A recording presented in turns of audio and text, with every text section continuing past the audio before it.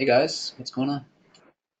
Hey, what's up? Thank you, Scott. Steve, my man, what's happening over there? Hello, happy Monday, as usual. Indeed. Happy Monday, everybody. Welcome to another edition of Office Hours. Today's the 17th, and June's already halfway in the books here. Of course, we're in the summer months, but market a little sleepy today, but man, a lot of good stuff going on out there. Um, and more importantly, even if it is a lazy day, Trade Ideas has plenty of avenues to point you to the good stuff. All right, so let's get on with it here. Just want to get rid of the disclaimer first. Make sure everyone in the attendance knows that all of the information that we share with you guys is for educational purposes only. Please don't misconstrue anything that we talk about here today is a solicitation to buy or sell anything, especially stocks or investments. If you need investment advice, seek out a registered investment advisor or another licensed individual that can help you with that type of stuff. Series 7 stockbroker, RIA, plenty of licensed people out there that can legally dispense buy and sell investment information to you. So if you need those guys, please seek them out. Real quick here, for all you regular attendees, please bear with us. For the new people in the room, we like to kind of give everybody a little overview of the community, sorry, a little tongue-tied today, that we fostered around the great technology that is Trade Ideas Pro. It all kind of starts off with the trading room up here in the left-hand corner, hosted by Mr. Barry Anderson. Barry opens the doors to the trading room 30 minutes before every open. And the trading room recently underwent a little facelift. In other words, we changed the software that runs the room, a lot more efficient, a lot of good things are being said about it, so that was a good move. And attendance is on the rise. Could be 4, 5, even upwards of 600 attendees in there on a daily basis. And Barry does a fantastic job at moderating that crowd. And he also shows you how he's using TI technology, showcasing his trading style as well. So a great asset for the TI family. And the other great thing about it, other than Barry, is the price. It's free. All right. If you've shopped around trading rooms on the web, you know that any of them that are kind of worth their salt, they're not free, and they're not exactly cheap either. So take advantage of the trading room if you haven't done so already. And then moving right along with the 5 p.m. Eastern webinars Monday through Friday, you get myself and Steve today on Monday. Steve's going to take the steering wheel tomorrow with the trade of the week, and he's going to ride shotgun with him. Bring on Wednesday, good old hump day comes around, and we like to change it up. So that's why we bring in Dan, the CEO and founder of Trade Ideas, along with our CTO, Chief Technical Officer, Mr. Brad Williams. Always interesting with those guys. Andy's going to round out the 5 p.m. Eastern webinars with Andy's Trading Studio on Thursdays, and I ride shotgun with him. Of course, Friday rolls around. We'd like to change it up a little bit. We've got the Friday support session. Open the doors at 11 a.m. Eastern, and depending on the crowd size, we might keep it open for the full 3 hours. But that's how much time we allocate for the Friday support session. It's a really great place for anything TI related, whether it's strategy fabrication, ins and outs, how-tos, basic navigation, or just anything TI related. Could be Brokerage Plus or Holly as well. So anything is fair game in the Friday support session, so take advantage. Then we've got 4 additional webinars coming at you Monday through Thursday. This is the TI University series, Monday through Thursday, starting at noon Eastern time, each and every one of these. So we have Beginners 101 on Monday. We've got Beginners 201 on Tuesdays, Intermediate on Wednesdays, and Advanced 401 on Thursdays.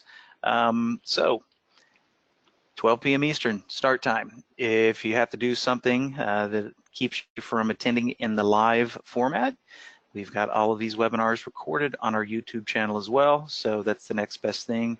If you can't attend them live, go watch the pre-recorded versions because the content is static and remains the same. All right.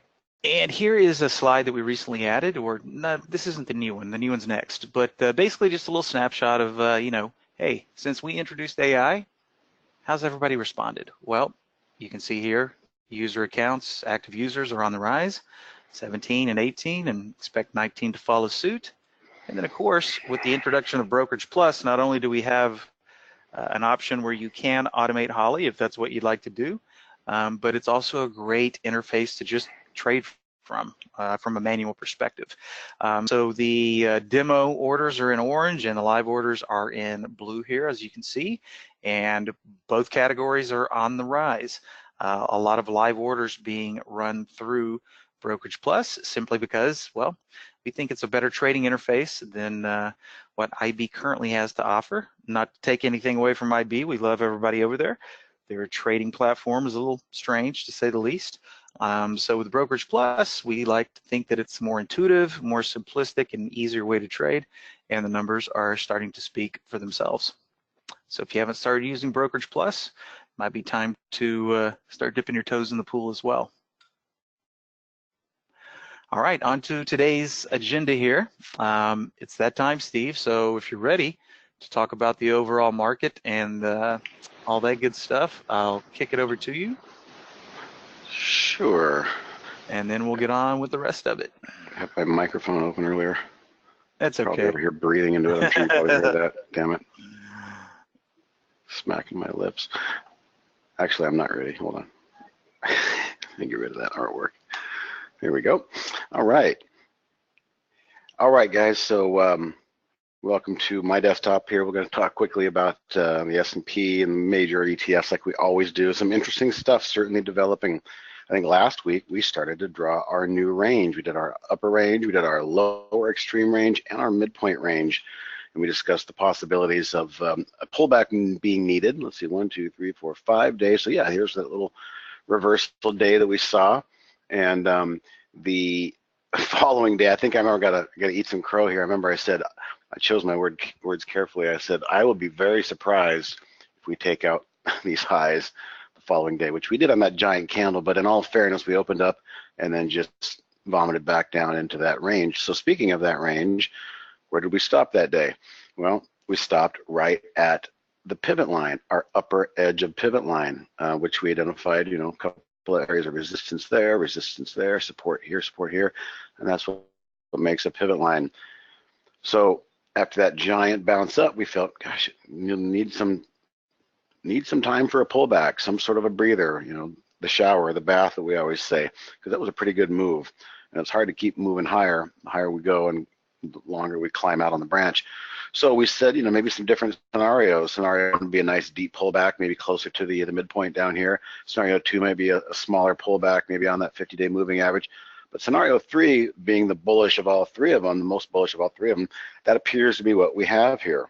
And not only that, the bullish of all three scenarios of consolidation, what we're talking about, we are doing it in a sideways fashion, but more importantly, we're just basically confirming that this orange line is in fact an extremely important level, an extremely important pivot line, because we're just kind of meandering back and forth here. The last 4 days have been a nightmare if you're a day trader and you're looking for direction. You got to be prepared for these kind of days and identify them when they happen. But we are still right smack in the middle of consolidation, trying to burn off what happened off that big pro gap and the big bounce off of the low end of our range. So this is all super normal, and it's also super healthy if you're a bull, because we're not getting a deep pullback back down into the range. We are hanging out near the high end of the range and doing so with major confirmation of this orange line that we drew last week. So it's nice to see confirmation there. I don't know what's going to force the issue. Typically, the technical issue is this rising 10-period moving average. Maybe a day or 2 or 3, who knows, away from a possible move. We'll take a look at some of the other ETFs. The story might be a little different over there. But at any moment, let's put it this way, at any moment as we go through these charts, if you're thinking about getting long something, or maybe an ETF going long, the best entry, the best risk reward entry, is if you see the SPYs or the Qs, which we'll get to in a second, or the Dow, which looks actually the most interesting of them all. But if you see a pullback intraday, like a big blast down tomorrow, maybe comes down and meets this rising 10-period moving average. And once you get confirmation on the daily chart that, oh, we did in fact, price action did in fact touch the rising momentum line that Steve always talks about. Well, that's mission accomplished, because remember who's making the markets here? For the most part, it's algorithms, and algorithms have to be programmed. And to be programmed, they've got to have targets, and targets hit, if then, what then next, and all that. So a lot of times before something can happen, we got to, these bots can be OCD. They go down there and flip the light switch a few times. So if you see NASDAQ or the spiders come down and maybe an aggressive move downward and touch that rising 10-period moving average on a daily chart, what I'm saying is that could be a very interesting low risk entry, because it just feels like it's a foregone conclusion we're going to go higher, and a lot of times we get a fake out shakeout first before it does actually just happen. So be aware of using that fake out that we might be expecting. That's kind of what I'm talking about here, possible fake out, head fake before the real move. Use that head fake as your possible entry point. You can get some amazing entries sometimes if you're just patient. And I'll tell you, it might happen 20 or 30 minutes after the opening bell. But that's kind of what I'm looking for this week on each respective ETF, the S&P being there in the spider. So that's what the SPYs look like. Nice consolidation above the moving averages, but the most important moving average, the 10 period, is coming up from underneath to meet it. And the price action is loitering here at this high end of this range, which is just proving our point. Go over to the NASDAQ and the QETF. Kind of a different story. They're hanging under this little moving average here, not so much of an identifiable pivot point that we have. So we'll kind of use this 50 because we can see that's where we got hung up last Monday, and then the last few days here. So same story over there. Sideways consolidation is certainly better than a pullback consolidation. So we'll take sideways any day of the week if you're bullish or expecting another move or a continuation higher. This moving average tomorrow is going to redraw up here a little bit higher. Maybe on the opening we get a little spike down and touch that Q moving average, 10-period moving average. I might be interested in buying like, an ETF or a triple ETF or some sort of an entry because those can be the safest entries sometimes. Again, because I feel like this sideways action is so bullish and so constructive. It's not going to make it easy. It's not just going to take off and blow the starting gun and get everybody's attention and ring a bell. The way these things usually do is some sort of a counter move first and then the real move. So pay attention, and sometimes you can get some really killer entries off of a counter move when they come back and touch the 10-period moving average. That's the key I'm looking for. And again, the time frame of the day might be 30 minutes into the day. So there's really not much else to say other than we're in kind of a holding pattern here, waiting for this 10-period moving average respectively to come up. If we bring up the Dow, this one's the most interesting of all. It's above all of its moving averages, resting on the 50 as opposed to going back to the NASDAQ here, being suppressed, repressed under the 50 here. Go back to the Dow. It's sitting on the 50, and this moving average is coming up. This one feels like, it looks like it's got the best looking consolidation so far. A big attempt at a shakeout here. That could have just been a bad tick. But at any moment, whether we're in the Dow, the Qs, or the S&P, watch for an intraday shakedown probably in the first hour of the day, maybe even the first 20, 30 minutes of the day. And then if any of these ETFs touch that moving average, look at that as an interesting point, not a point of fear. We're using the point of fear that other people got in and they're getting taken out by that shakeout. That used to happen all the time until you can kind of start to recognize them. But then we get lastly over to the IWM, and there's not a whole lot going on over here because the 200-day moving average is sloping down. And remember, this thing has been kind of just a real pain in the butt. It hasn't really wanted to participate. It's very far away from its all-time highs when other things were close to it. So the Russell 2000, or the small cap index is what this is measuring, is still just not interested. And it looks like this 200-day moving average here, as it coming up again, is very significant. The last 4 or 5 days has just been kind of repelled, and the slope of the moving average is starting to point down. So that's the one big negative, thorn in the whole thing, is the IWM looks like crap, but everything else looks pretty darn good. Everything else looks pretty darn good. I know I've beaten the dead horse, but watch for those intraday moves down to that 10-period daily average and consider some interesting entries there. You might find that, if you're somebody who's waiting for the green bar breakout to jump in and buy the offer and 5 cents above and whatever you can get, this is a completely different type of entry. You're looking at a chart that's been red and red, but might have put in a little wick, and that wick corresponds on the intraday chart to the daily chart. And maybe you'll remember that can be an interesting level to bid into sometimes, or to at least wait for a 5-minute candle reversal. But that's kind of what I'm expecting. So I'm trying to communicate that to you, and we'll see what happens. But the big takeaway here is this is a very healthy consolidation. I expect some sort of a catalyst, whether it's a news or a technical catalyst, to push us higher anytime soon here. We'll see what happens. That's it, Jamie. That's all I got. Good stuff, man. Yeah, a little sideways action. We will see what happens when that 10 period catches up. But yeah. Cool. All right, let me get it back over here. And just let me know when you can see. Got it. All right, perfect. All right, thank you very much, Steve. I concur, Doctor, on everything you just said. So today, this morning, whoops, I just somehow moved my stuff there, but I guess everybody can still see it. No harm, no foul. Expectations this morning after the first 15 minutes or so. A lot of you out there on the regular, as far as regular attendees go, know that I like to monitor my compare count windows and take a peek at what the big caps are doing after the first 15 minutes. And lo and behold, we did have a moderate upside bias today after the first 15 minutes. 55% green versus 45% red, which is pretty much right on the threshold for what I like to see for a viable bias. Usually like to see 55% or higher, but 55 is right on the level there. A lot of the times if we come in at 54 one way or the other, then we'll just have a lot of up and down. We even had a little bit of up and down today, but not quite as severe as when the bias comes in less than 55%. Interesting to see. Of course, I've got 15-minute candles up here. This is where the CC readings were taken. That is where that candle closed right there. And then what do we have? 1, 2, 3, 4, about another hour, hour and a half of popping up there to what became the highs of the day before we started getting more of the seesaw action here. Down, back up, but not quite, and then kind of finishing a little bit weaker on the day. But good thing is that it looked like predominantly most of the action was on the long side today. Holly, the AI, kind of a mixed bag today. Some shorts sprinkled in, but a little bit more longs than shorts. You know, kind of matches up with the market action and what these ending compare count results told us. A lot of action on the long side, a little sprinkling of shorts to be had as well. So, you know, good short-term indicator there, did its job. But definitely a lot more longs from Holly today. So let's talk about Holly because number one, she did pretty dang good today on a decent assortment of trades, what I like to call a medium to large trade count coming in with 31 trades between the three modules.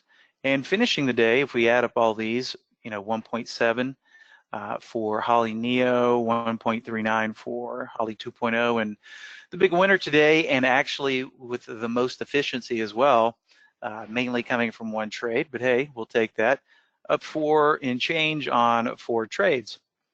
So 7.5 points total. Of course, that's before commission and slippage, but a pretty impressive performance nonetheless. Now, the interesting thing here is we did have a little bit of an assortment on how these modules finished today. We had 1.0 finishing in full risk mode, 2.0 in risk on mode, and Neo, which is typically the more aggressive of the trio, finishing, you guessed it, in risk off mode. And I see Steve knocking out the questions there. All right. So let's talk about Holly, and we'll talk about some of the risk on opportunities that were present within her plays today, and then talk about a few more other things as well that are noteworthy here. So let's just start with the big winner today, this CRISPR Technologies. A lot of good things about this chart on the intraday 15-minute here. Number one, we get some nice scary things about the company or the technology, but that's another story. Of course, gene splicing, all that good stuff. Who knows what kind of creatures they've created. But, you know, going with the benevolent theory that, oh, it's going to help. A man, bear, pig. Yeah, man, bear, pig.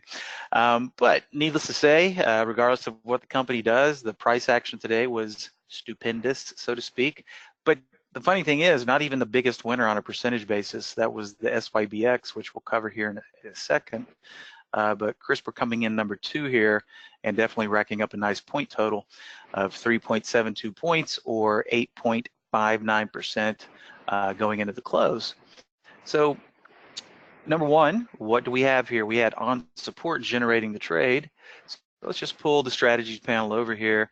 Let me put it back on the Holy Grail segment. And on support, only 4 strategies made the cut with Holly 1.0 today, which is pretty much on the light side for any module. On support coming into the day at 64.3%. So we know as soon as this signal gets issued, these are our odds, okay? These are our casino odds. Now, coincidentally, it did have 2 trades and it didn't do so well on the other one, had a loser in DZ. So it performed today at 50%, coming into the session at 64.3, but when this signal is issued, that's what we can take to the bank. Anything coming out of this based on the back test and the optimization has a pretty darn good chance above 50% of working for us. Now, we see the signal come in here. All right, we've had 15, 30 minutes of downside push, kind of butting up against this closing range that we can clearly see here from the prior Friday. We get a signal right here. Now, a couple things to point out here. Look how that thing is wicking down to that fast line, just wicking down to the 10 period, which is a good sign, all right? So whether we took the trade immediately or whether we waited a little bit to go, I like what's going on here. I like the statistical probability based on, probably everybody out there that's been in the chair for a little while at least has probably seen CRSP come along and knows that it has the potential to do some crazy moves to the up and the downside. But the volume levels were kicking pretty good in this thing all day. If I pull my single stock window over, we can see finished at relative volume of 2. Looking at the 3-month average there, it's usually kicking out about 500,000 shares, but finished today almost with 1 million shares. Spreads were tolerable today. Sometimes, we'll pull something up, it's a little whacked out, but spreads are whacked out right now because the market's closed, but this thing was maintaining a pretty decent spread during the regular session. So 2 things to point out here. Like the way that this is wicking down to the 10 period, right? Butting up to this little area right here. So we've got statistical probability on our side. So maybe we dabble, maybe we get a little bit of skin in the game right here. But whether we did that or whether we just decided to wait, the next thing my eyes are drawn to, 10 period still being maintained, but look what might happen eventually if we eke on up here. We're looking at a pretty reasonable, crispy range break here. And that, of course, is indeed what happened. So we get a really nice signal here. We get a little skin in the game with the anticipation. Well, if it creeps on up here and breaks this range and the volume is still pumping, a great time to add to that position. And we can see what happens once that occurred. Boom, once it cracks this level, throws a little pullback and then off to the races. So a great opportunity to add to a winning position that was brought to us by Holly.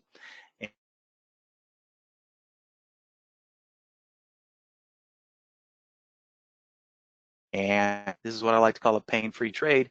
We just got some immediate gratification leading up to that additional signal that we could have acted upon, a break with crispy volume, one could say as well. So why did Holly close the trade out here? Well, she made it the duration. We can see that the on support strategy was designed around a 60-minute hold time here. I keep clicking off the symbol, there we go. So she times out. She does what she's programmed to do. Hey, when 60 minutes is up, I close the position. Now, corresponding with the shaded area that we see right up at the top there. But as I've said time and time again, how do we react? When we see Holly closing the trade, we can make the decision to take a little bit more risk and stay in the trade, in which case here we would have been rewarded quite handsomely. And man, this thing maintained a big margin between that 10 period. Coincidentally, check out what happens when we get up here. Stock starts to get a little tired. We get a close below that 10 period, and that's kind of where it capitulated and flattened out here. So all in all, just a really great trade. A nice secondary signal coming on top of the Holly signal. That would have allowed us to kind of bolster that position, or at least stay in it with a lot of confidence based on what was happening here about an hour into the market.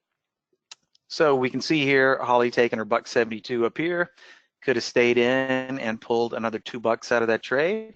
Of course, takes a little bit of getting used to. So especially if you're new trying to embrace this type of methodology, it's always a good idea to maybe do a little bit half and half.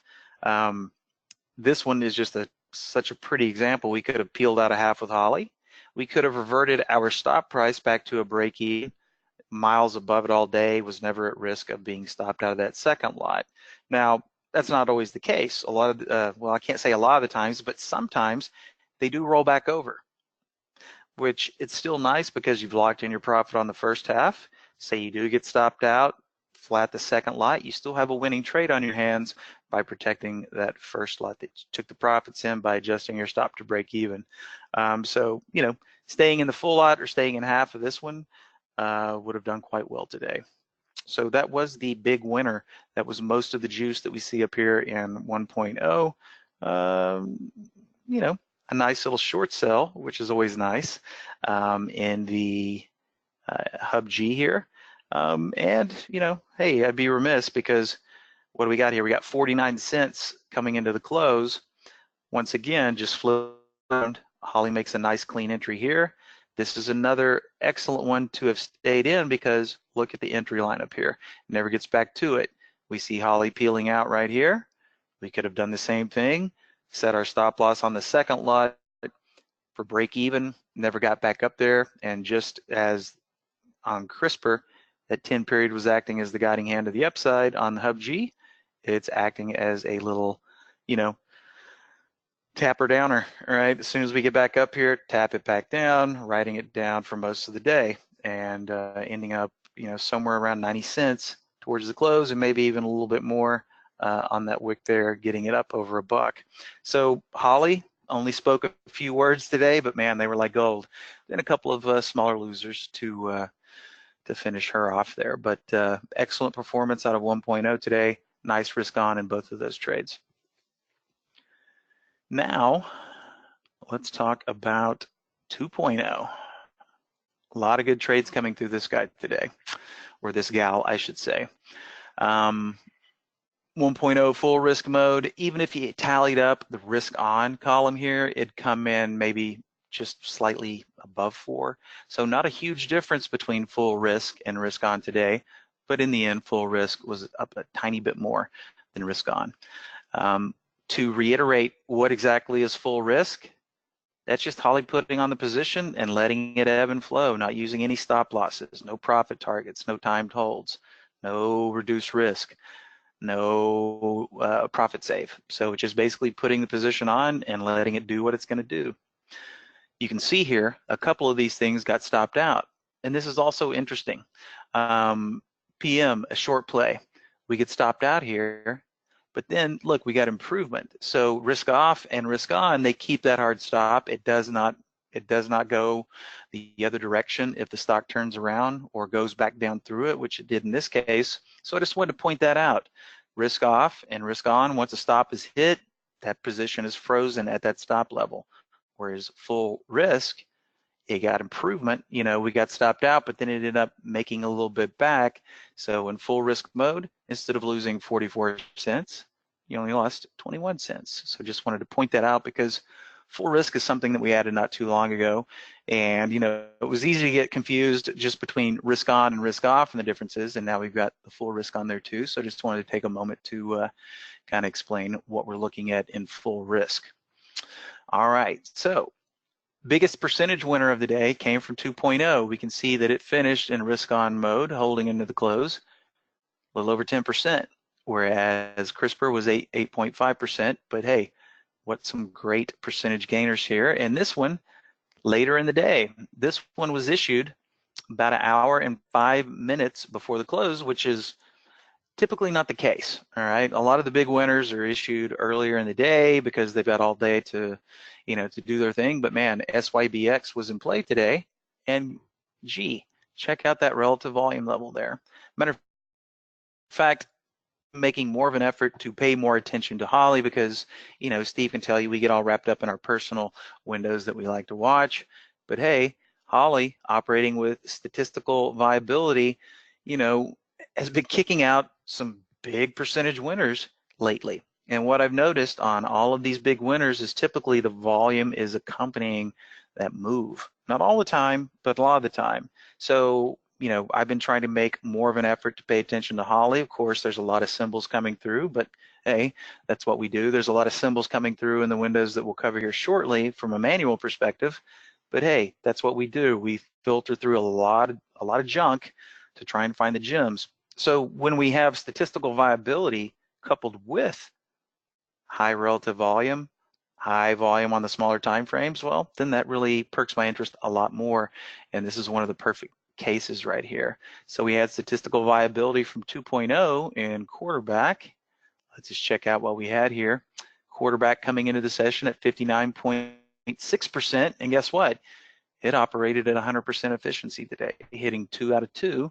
But this is good information to start with. We've got 59.6 viability from a statistical standpoint on our side to start the show. Hey, that gets my interest. You pull this up, you see SYBX doing some crazy volume as well. Well, there you have it. Also, we don't see a lot of craziness on this chart. You know, we're looking at 15-minute candles here. It looks like a nice orderly march up. You know, we got the first move up, buyer takes a break, buyer steps back in, buyer takes another break, buyer steps back in, and then, you know, theoretically we had, you know, if you're playing the game that I like to play, 1 opportunity, 2 opportunity, 3 opportunities, 4th opportunity. Just so happened to be a very big move at the close because the buyer was really in this thing today. And this is a textbook chart of the buyer coming in, taking a break, coming back in. I mean, just perfect stair-step chart on the 15-minute today. But Holly comes along here. What do we notice other than the fact that we've got sweet statistical probability backing this play? Check out that fast line, what it's been doing all day. Not hardly any bleed whatsoever. Just so happens that it was pulling back.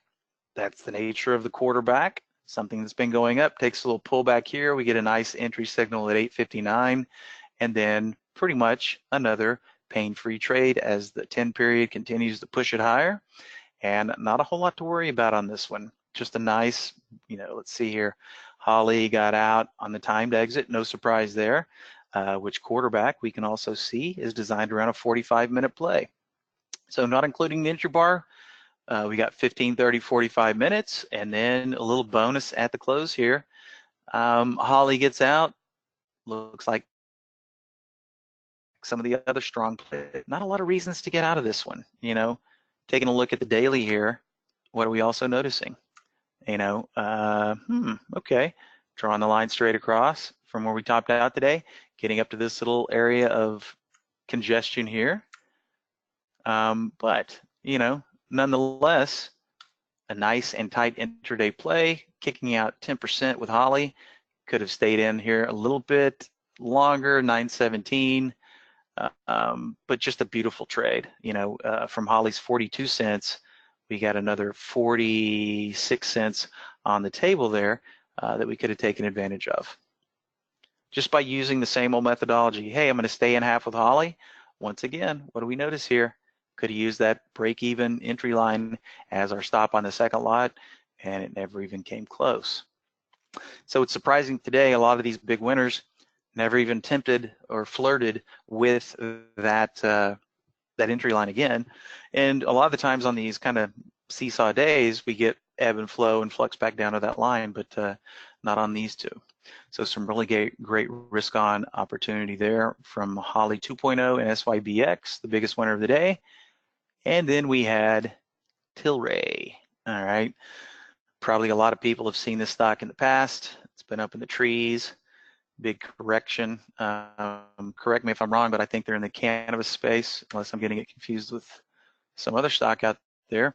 But regardless, it's all the price action that we care about right now. So interesting to point out here is Holly's management of this trade. We get in right here, 39.59. We get a nice spike up, and then it comes all the way back down.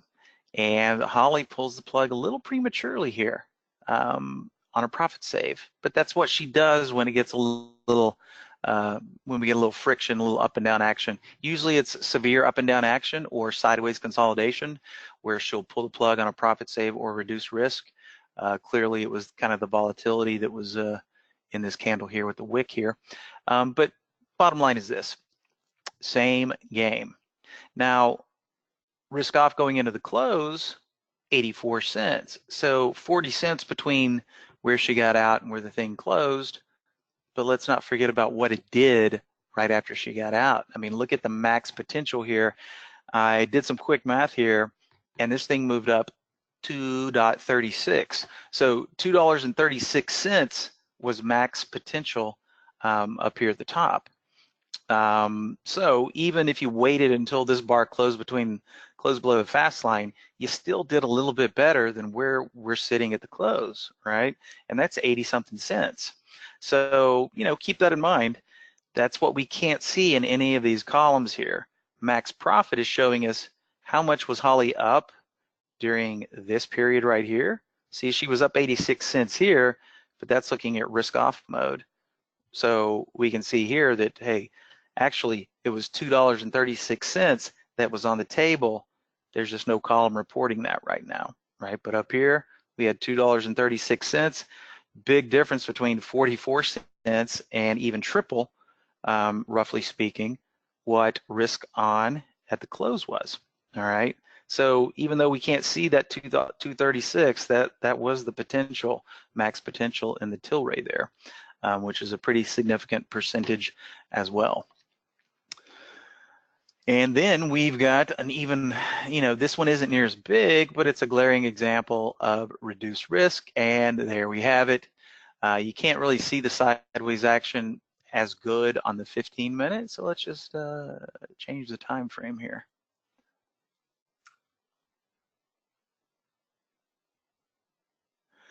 And even really not so much sideways action, it's just we get a rip down and then we get sideways action for about 10 minutes there. Not exactly the flatline activity that we're used to seeing here, but needless to say, Holly pulled the plug on reduced risk, took her 8-cent loser, right? And then this is the one where we had a lot of, or this is one of the examples, I should say, where we had a lot of ebb and flow in between, up and down from the entry line, which isn't necessarily a bad thing, because whether we took the trade initially with Holly and stuck to our hard stop, because obviously not far enough above the entry line to play that game, but a lot of things jump out at me here.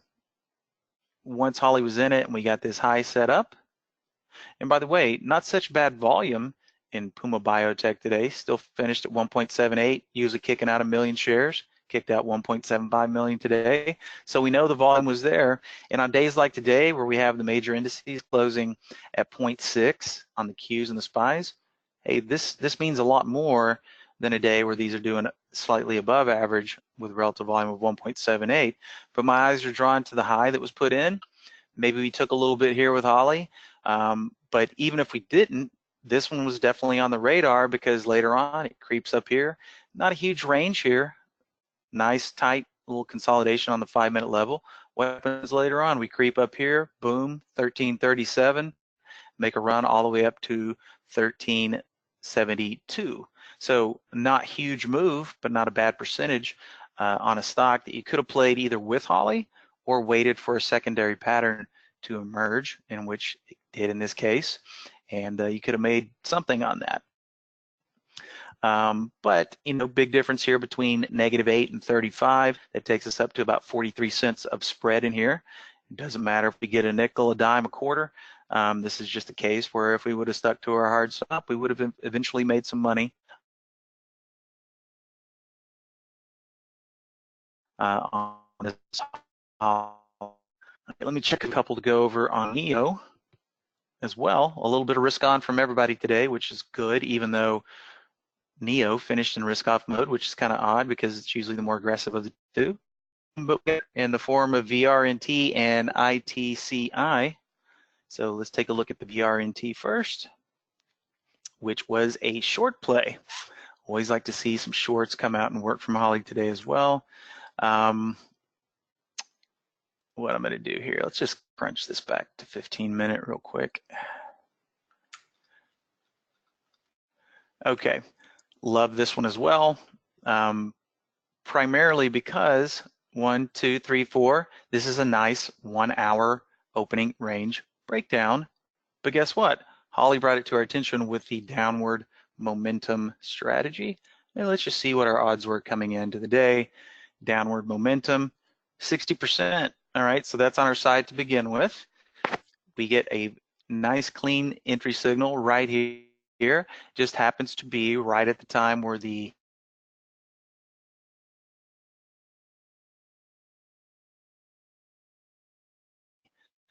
I would have been like, my stop's up here because it's the entry, not including the entry bar, the prior 15-minute high.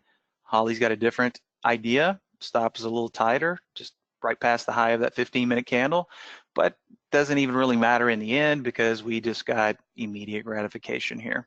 Just a slow and steady march down, which is great. We love to see that. Pain-free trade. Holly closes it out on a timed exit. It's great. What was the downward momentum? I think we were operating, yep, a 60-minute hold time there. So she closes the position out, and once again, could have kept the second half, used our break-even stop up there. I had the blue line covered up with my orange there, but you see what I'm getting at here. Keeping a break-even stop on that second lot would have kept us in it for the remainder of the day and got us, anywhere between 36, 72, 40-something cents on the table there, right? So a great example of staying in, using that break-even stop, and being rewarded today in BRNT as well. I believe the only other one from NEO today was long, ITCI. Not quite as pretty as the others, but hey, money is money, profit save. Here is typically what we see when Holly pulls the plug early on a profit save or reduce risk. She makes the call right here. We get up a little bit, but this is kind of, a little bit of stretched out consolidation. Not a lot of stretched out bars up here. So just kind of consolidating in between here and here for a period of time. Stock's actually not doing what it's supposed to do. In this case, go up. We were up. Now it's back down, kind of doing this little dance. So Holly pulls the plug prematurely and flats the trade. Hey, how many times have you, I, Steve, Andy, anybody out there, how many times have we gotten scared, for lack of a better description, and go, well, I thought this one was going to go, but it sure looks kind of sick, and you know what? I'm just going to flat it, wait for the next one, only to have it turn and go the direction that we think it's was going to in the first place. Classic example of that, even though it's Miss Holly doing it. So, once again, when we're hovering around that entry line, our only viable option, if we think it's still going to work, is to stick to that hard stop. And then sure enough, gets a little bleedy with the 10 period here, but manages to catch it, and then it pushes on higher. So this one would have worked in the close. We were only up 37 cents. During Holly's time, she was only up 31 cents, but we were up just a smidge more at this point in time in risk-off mode, 14.35, maybe by an extra 7 cents or so. So nothing to write home about. But once again, staying in a position, sticking to our hard stop on this one, it would have worked in the end. So I do believe that's most of the risk on that we had today, or all of it, pretty sure. I went through it pretty methodically. So all in all, just a pretty performance from Holly today in the market condition that we had, punching that high and then just kind of seesawing for the remainder of the day. She's started finding her feet again, during these periods right here, and it's kind of a mixed bag, but I think, and I could be wrong, but I don't think I am, the longer we put in this consolidation, I think the better and better Holly's performance is going to be. Who knows? When we break above this high right here, when that time might come, I don't think it's a matter of if, it's probably just a matter of when. Well, back into a trending market, that's better for everybody, including Holly as well. So it's going to be interesting to see how long it takes to get back up there. In any case, I better do a time check here because we've got some other stuff to talk about here. As always, I've sketched out some of my favorite range breaks coming from turbo up and down, but the one I'd like to talk about first is this PB, because it was actually generated by Holly. Holly never called PB, but Holly went long in LTXB. That's like it was the 2.0 module. Yeah, there we go. Okay. So this came out 22 minutes into the open, LTXB. I'm like, I've never even seen that symbol before. Let me pull it up. What is LTXB? Legacy Texas Financial Group. So I'm like, okay, gap up, what's going on with this company? Is it a buyout? Is it a merger? So what do? I go to Twitter, type in $LTXB. Turns out, coincidentally, it's a local Texas bank, and LTXB and what is it, PB Prosperity, which it's funny because they've got local branches here in small town Abilene, where I currently reside. So I'm like, okay, so it's a merger. Typically, the acquiring company might go down. LTXB, we saw it gapped up. The parent company that's going to be left with the acquisition gaps down. The one being acquired gaps up, right? That's usually the way it plays. So I'm thinking to myself, well, these things probably aren't going to move.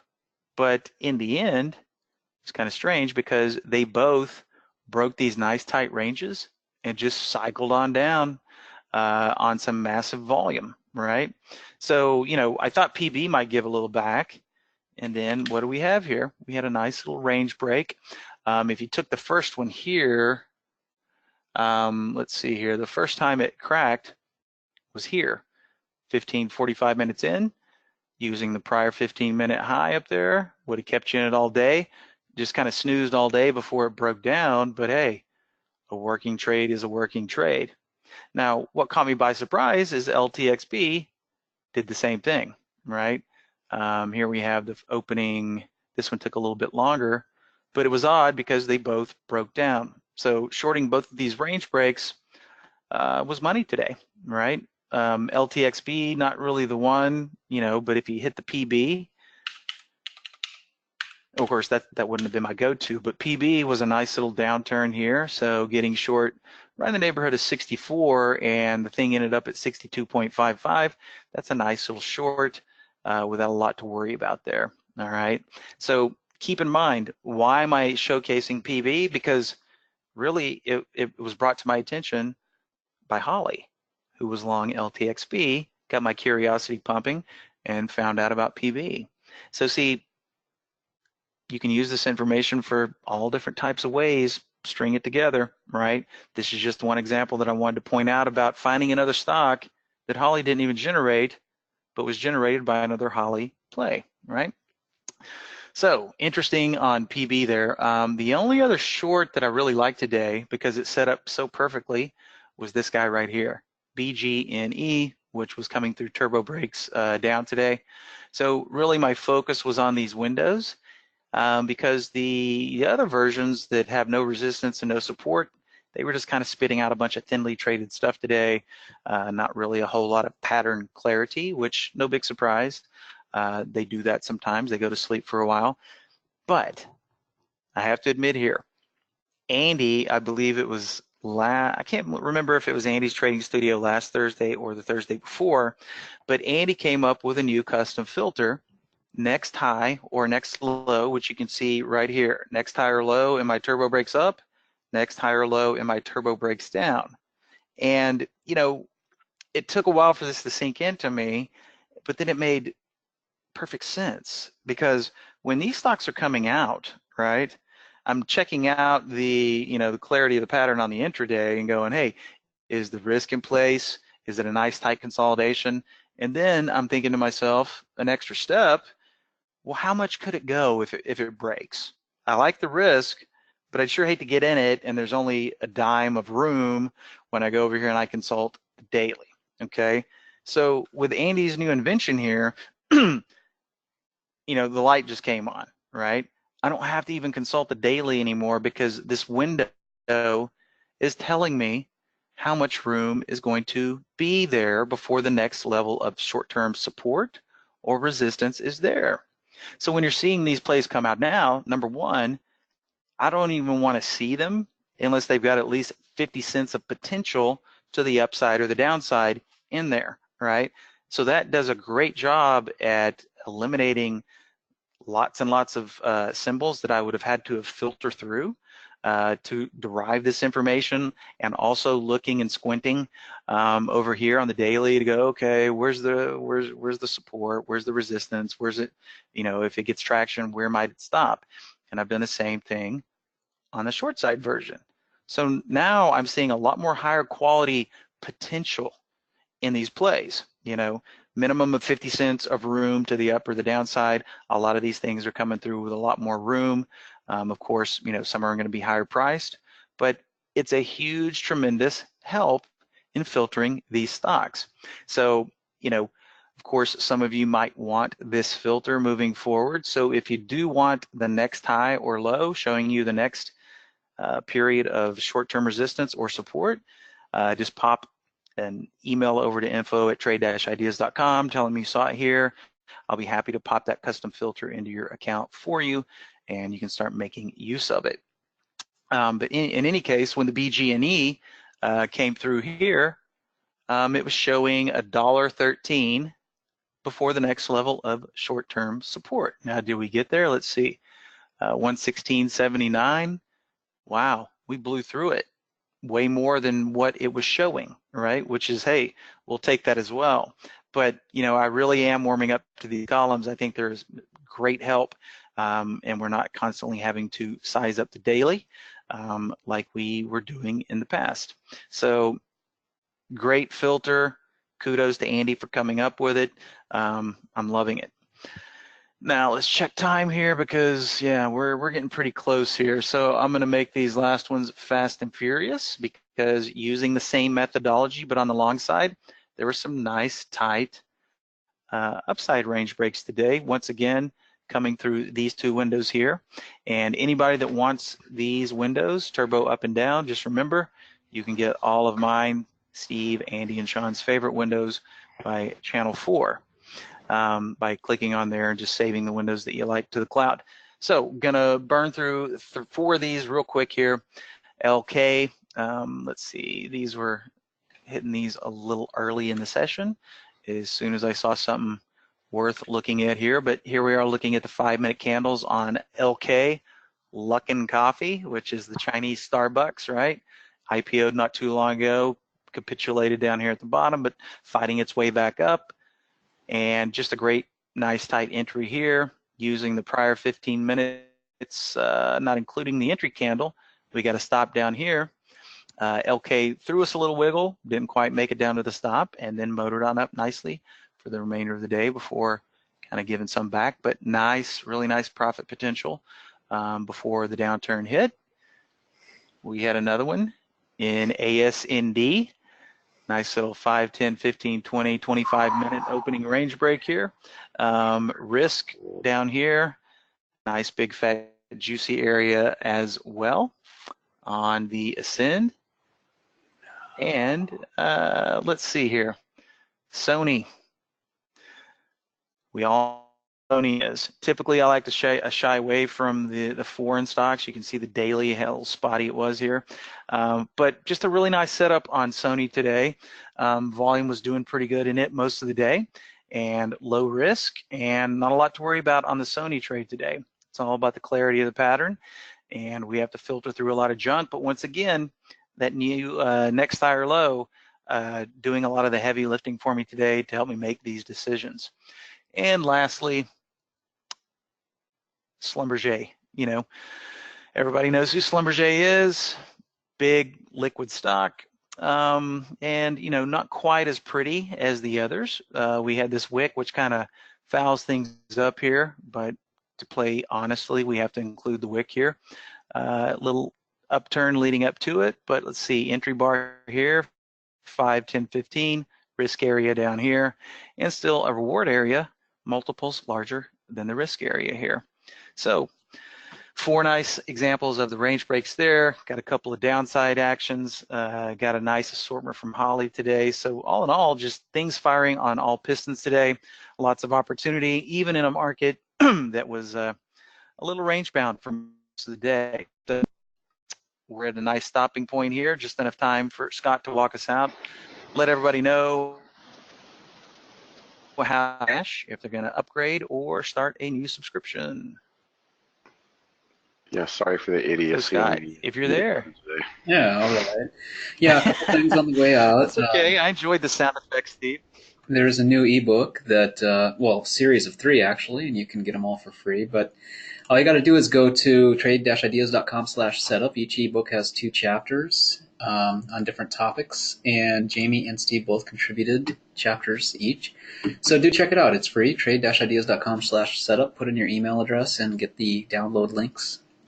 There's a podcast. So we put out a new episode on Friday. We'll have another one out soon. Make sure you're ready for receiving them by searching for Trade Ideas Podcast in whatever app you listen to podcasts in and adding it as a subscription. That way you can get the next episode. Also check out some previous ones where we've had some guests on. Pretty well received. We have a code this month, Holly in June. You got another week or so to use it. So it takes 15% off your first month or year of Trade Ideas. Remember, it's case sensitive. You'll get a reminder in that email tomorrow too. You can also use this if you're a standard subscriber to upgrade to premium. So keep that in mind if you decide to do that.